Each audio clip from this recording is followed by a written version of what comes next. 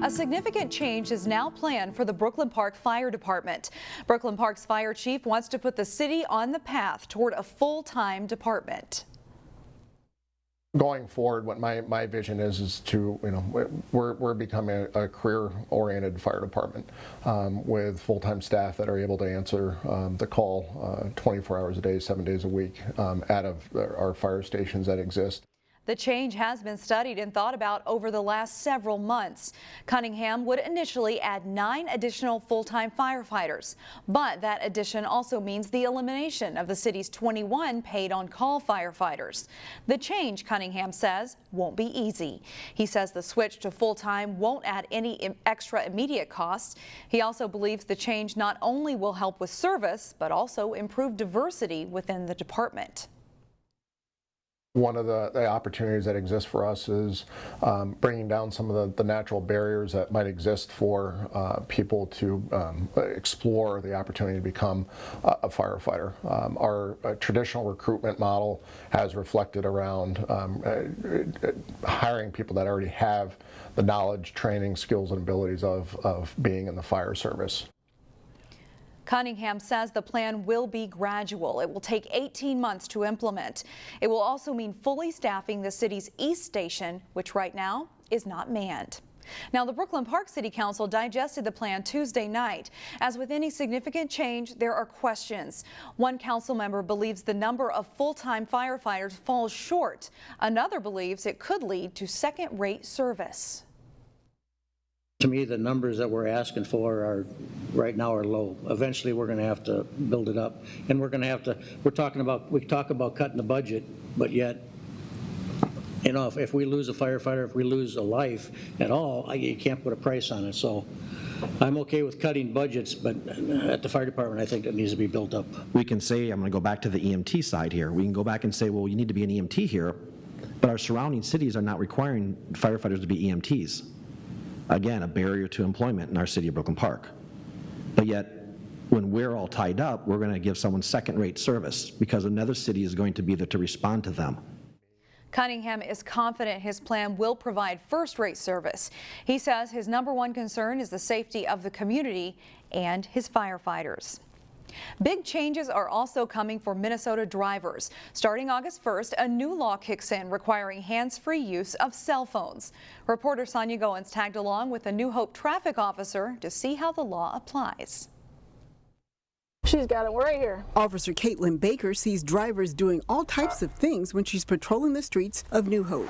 Send emails, they'll go on their bank accounts, they'll order flights, they'll do just about anything they can in that couple seconds at a red light.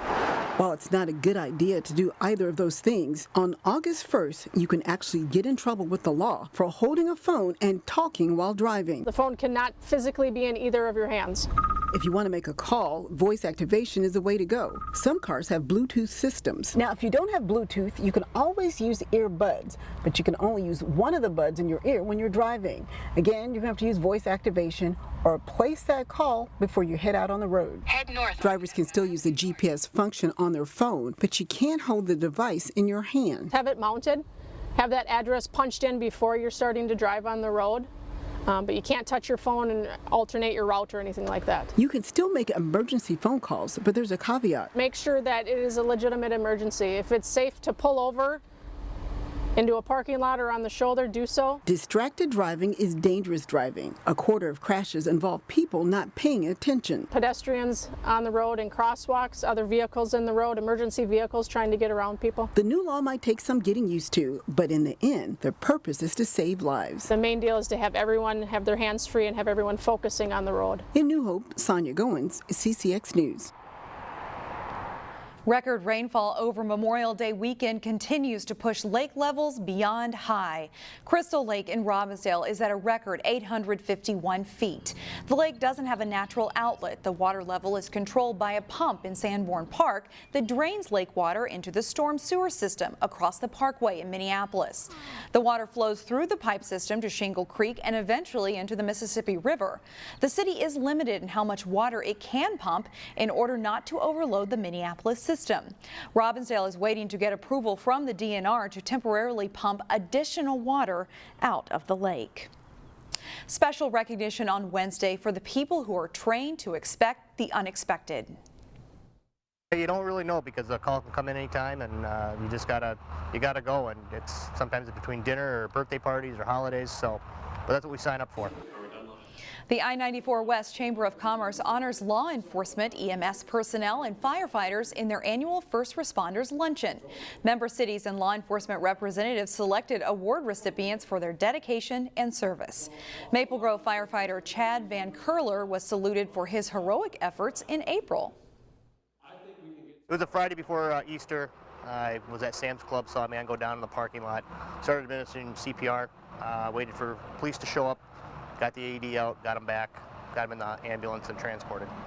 The I-94 West Chamber of Commerce gave out 16 special awards the event to first responders from 7 different cities. Now, after the miserable winter we just had, a Plymouth senior living community is encouraging its residents to exercise outdoors. Exhale to chair, stay in chair, legs stay just like they are and arms come up. Wednesday morning, a group of seniors took part in an outdoor yoga session at Trillium Woods in Plymouth. It was just one of the ways the senior living community celebrated National Senior Health and Fitness Day. There's a growing body of research that indicates the efficacy of exercise for seniors and particularly outdoor activity in longevity as well as just adding quality to life. Outdoor yoga will take place every Wednesday this summer at Trillium Woods.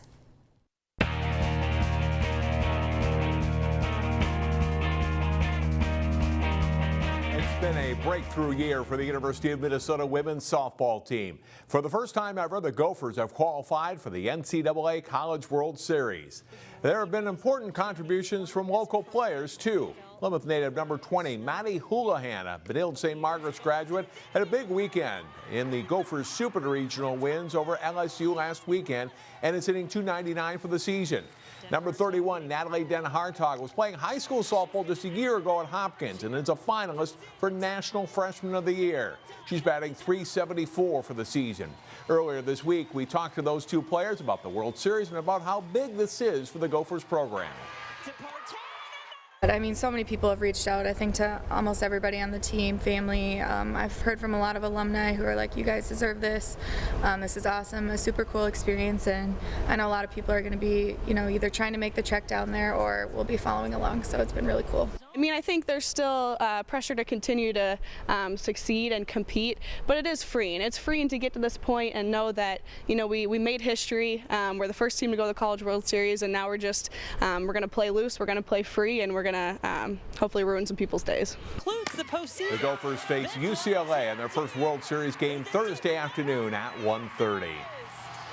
Section play in high school softball and baseball are double elimination tournaments. Rogers and Champlin Park were each facing elimination when they met in the Section 5 4A softball tournament.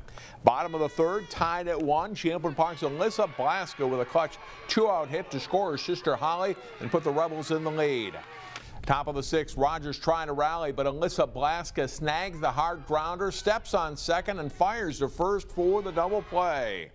In the bottom of the 6th, Emma Berge powers a 2-out hit the other way to score Leah Jones, and the Rebels advance to the section championship with a 4-2 win. They meet Maple Grove Thursday at 4 o'clock at Zane Sports Park.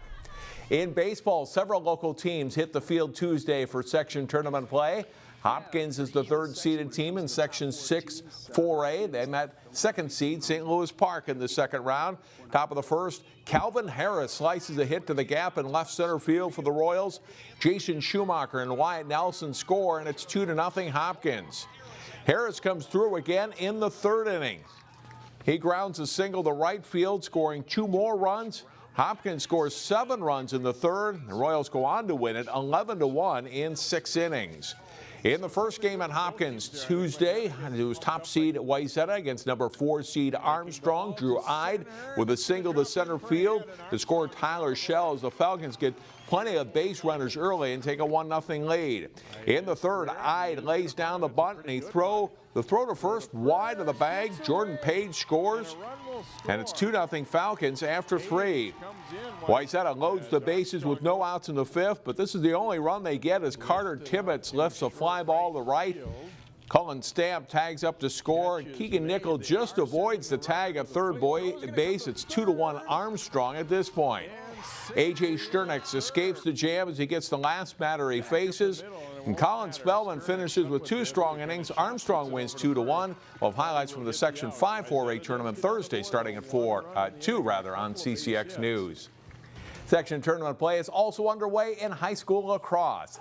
8-seed Champlin Park hosted Anoka in a first-round game in Section 7. Anoka jumps out to a big lead in this one. Troy Wahlberg rifles the high shot in for a 7-2 lead for the Tornadoes in the third quarter. But Champlin Park fights back. Roy Johnson with a hesitation move, and he goes high with the shot, tying the game up at 8 with under 2 minutes to play. And in overtime, it's Johnson again. He dodges the defenders, turns the corner to score with a low shot as Champlin Park wins a thriller 9-8. They face top seed Centennial on Thursday. And that is a look for sports for today. More news after this.